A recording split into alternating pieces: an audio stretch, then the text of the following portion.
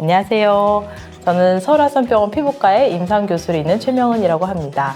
이번 피부 노화 그리고 피부암 관련된 강좌에서 한 가지 강좌를 맡게 되었습니다.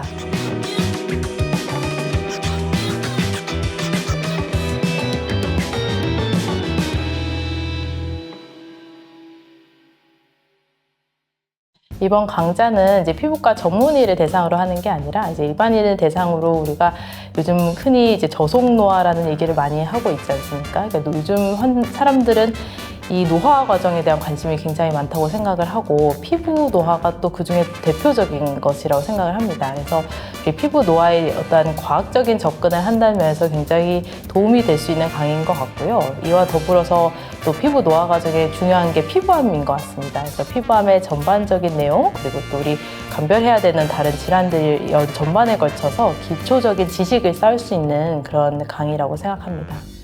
그 피부과도 작은 과이긴 하지만 그 안에서도 또 세부 전공들이 다 좀 나눠져 있습니다. 그래서 피부암을 이제 수술을 메인으로 하시는 분들도 있으시고, 이제 피부 노화 과정을 이제 어떤 레이저나 기계로 치료하는 것에 관심이 많으신 분들도 있고, 여러 가지 내과적인 치료를 하는 것에 관심이 더 많은 분들도 있습니다. 그래서 저희가 이런 피부암 관련된 이제 강좌를 구성할 때도 이제 여러 수술하시는 교수님, 이제 어떤 기기를 사용하시는 교수님, 여러 교수님들이 모여서 이렇게 팀 티칭 형태로 이제 강의를 준비를 하였습니다.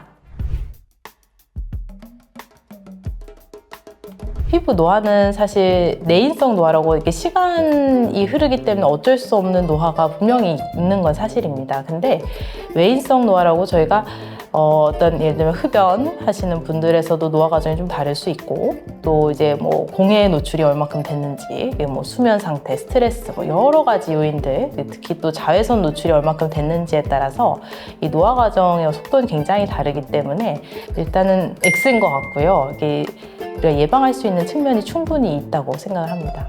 그러니까 물론 햇볕이 강할 때에 비하면 자외선 차단제를 조금은 뭐 SPF가 조금 낮은 걸 발라도 된다 이런 정도까지는 괜찮을 것 같은데, 자외선은 ABC로 나눠져 있고 그중에 특정한 파장은 또 이 구름을 투과해서도 이제 우리한테 도달이 될 수 있기 때문에 자외선을 바르지 않아도 된다는 잘못된 것 같습니다. 블루라이트는 요즘 되게 이슈가 되는 면이 맞는 것 같고, 해서 블루라이트 차단을 해야 된다 이런 얘기들이 많이 나오고, 실제로 최근 연구에서는 이 블루라이트가 뭔가 조금은 더 노화를 유발하거나 이렇게 색소를 유발할 수 있다는 보고가 있기는 하는데, 그래도 여전히 피부암 발생, 피부 노화 과정에 있어서 핵심은 자외선이기 때문에 자외선만큼 중요하다고 보기엔 좀 어려운 것 같습니다. 이 당도 요즘 굉장히 이렇게 핫한 이슈 중에 하나인 것 같습니다. 옛날에는 사실 음식이 과연 피부 질환에 얼마큼 영향을 줄까에 대해서 회의적인 분들도 계셨는데, 요즘은 사실 이게 다 직접 연관이 되어 있다는 어떤 기전들도 많이 밝혀지고 있고요. 그리고 여러 가지 질환들에서도 뿐만 아니라 이제 피부 노화에서도 이런 당이 너무 급격하게 올라왔을 때 이것이 어떤 콜라겐 형성 같은 데도 영향을 줄 수 있다는 얘기들이 있기 때문에 어느 정도 선에서는 관련이 있을 것 같습니다. 저희가 피부 노화가 말씀드린 대로 궁극적으로 자외선이라는 면에서는 피부암과 또 직접 연결이 되어 있거든요. 그래서 또한 뭐 여러 유전적인 질환이 있어서 피부 노화가 이제 좀 급격히 생기는 그런 경우에도 그것이 또 피부암과 연관돼 있을 가능성이 있고요. 제 생각에는 가장 핵심은 여전히 자외선이고, 그래서 저희가 이제 피부암이 생기는 분들의 기저의 어떤 피부 상태를 측정을 해봐도 색소도 많고 피부 주름도 훨씬 깊고 이런 특징을 가지고 있습니다. 그 피부암이 아주 초기인 경우는 이제 수술을 하지 않아도 뭐 냉동 치료라든지 특정한 연고를 통해서도 충분히 치료될 수 있는 경우들이 있고, 반면에 이제 피부암도 특정한 피부암은 너무 진행이 된 경우에는 추가로 방사선 치료를 하거나 뭐 면역항암제를 쓰거나 여러 가지 치료들을 병행하거나 단독으로 하는 경우도 있습니다. 수술이 중요한 요인인 건 맞는 말이고요. 근데 이제 수술로만 치료하는 거는 또 잘못된 상식인 것 같습니다. 사실 이 자외선 차단제 바르는 게 좀 어려운 면이, 자주 발라야 된다는 면이 사실 좀 어려운 것 같습니다. 이 자외선 차단제는 이제 여러 가지 요인들, 뭐 땀이 나도 씻겨 나갈 수 있고, 뭐 마찰이라든지 여러 가지, 마스크만 써도 많이 이제 묻어 나올 수 있기 때문에 이제 실제로는 한 2-3시간 정도에 한 번씩 바르면 제일 이상적으로 생각이 되고요. 근데 이제 현실에서는 그렇게 하기는 어렵다고 해도 이제 하루에 한 번 바르는 거는 조금 부족하다고 생각이 됩니다. 콜라겐 보충제도 이렇게 계속 이렇게 논란이 되는 것들이 많은데요. 이게 콜라겐도 결국에는 이게 어떤 성분 중에 하나이기 때문에 이게 위에 들어오면 어떤 성분이든지 다 분해가 되고 그 분해된 형태로 흡수가 되고 있습니다. 그래서 이게 콜라겐을 경구로 섭취를 했을 때 그게 결국 피부 콜라겐으로 갈 거냐에 대해서는 아직까지도 논란이 있고 그에 대한 연구 결과도 상당히 상충되고 있긴 합니다. 그것도 참 어려운 얘기인 것 같은데요. 이 운동이 사실 스트레스를 완화시키고 어떤 혈액순환도 촉진하고 몸의 전신적인 건강을 사실 좀 돕는 면이 있어서 그런 면에서는 이제 피부 노화에도 어느 정도 도움이 될 것 같습니다. 노화를 늦추고 건강 상태를 유지하는 것 자체가 피부 노화에도 영향을 줄 수 있는 면이 있고요.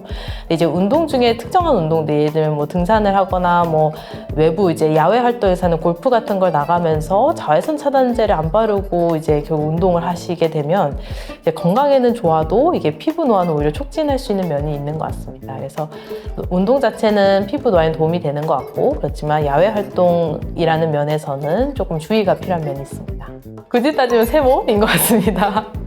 피부암의 가장 대표 세 가지 주사, 이제 기저세포암, 편평세포암, 이제 흑색종 이 세 가지를 가장 유병률이 높아서 이 세 가지 가장 중요한 피부암으로 꼽는데 그 중에는 가장 예후도 안 좋고 이제 전이도 많이 되고 재발률도 높은 암은 확실합니다. 흑색종이 한 가지 형태로 나오면 저희도 이제 진단이 좀 편할 것 같은데 흑색종인데도 불구하고 막 검지 않고 색이 없는, 그러니까 색이 떨어져 있거나 색이 아예 없는 형태, 그러니까 그냥 붉은 형태로 나타나는 경우가 흑색종으로 진단이 되는 경우들도 있고, 또 흑색종이 이제 몸의 어느 부위나 또 생기다 보니 이제 뭐 예를 들면 손발톱에 있는 어떤 선이었는데 흑색종으로 진단이 되거나 이런 이제 예상치 못한 상황에서도 흑색종이 진단되는 경우들도 있습니다. 그리고 이제 흑색종은 피부의 어느 부위에 생기냐에 따라 이렇게 여러 가지 아형이 나눠져 있으면서 그 아형에 따라서도 이제 생긴 모양새가 또 다르기 때문에 한 가지 형태를 가지고 있다 보기는 어려울 것 같습니다.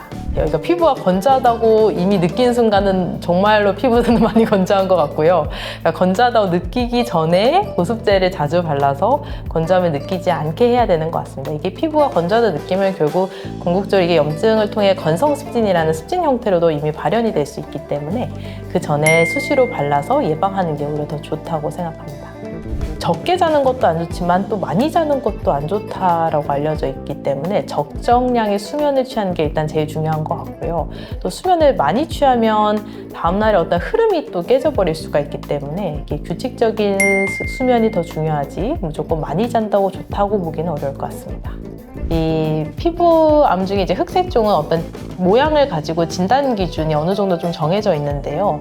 이제 뭐 크기가 갑자기 커지거나 뭐 모양이 갑자기 변하는 거는 아주 중요한 위험 신호 중에 하나입니다. 우리가 이제 그 점 중에서도 6mm보다 큰 경우는 이제 흑색종을 의심하라는 얘기가 있는데 이제 6mm보다 작을 때도 뭐 아까 말씀하신 대로 크기나 모양이 변할 때는 이제 흑색종을 의심해야 되는 중요한 징후가 맞습니다.